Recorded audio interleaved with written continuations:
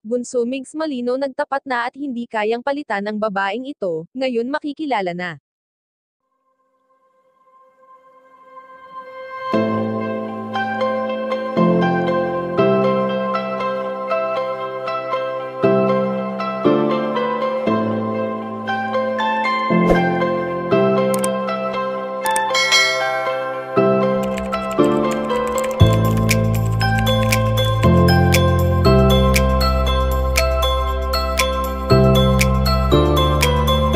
Wala nang ang mas gagaan pa sa buhay ng isang tao kung mayroon itong nakakatuwang sa buhay.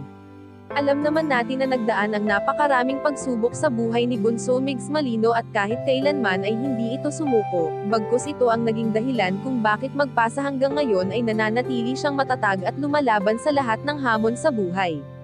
Kilala naman natin ang binata sa pagiging mabuting tao, na kahit sa kanyang kapwa ay bukas ang palad nito upang siya ay makapagbigay tulong na walang ibang hinihinging kapalit dahil ang pinaka-importante lamang kay Bunso Migs Malino ay ang makapagbigay ng kasiyahan sa mga ito.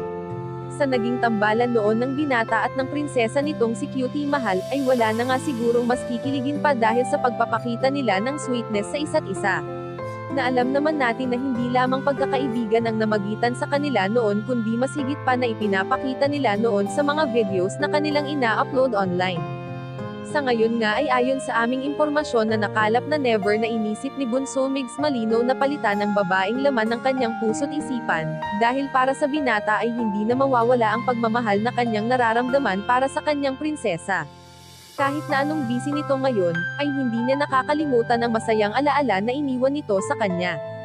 Kayong mga kachika, anong masasabi niyo dito? Please leave the comment and don't forget to subscribe.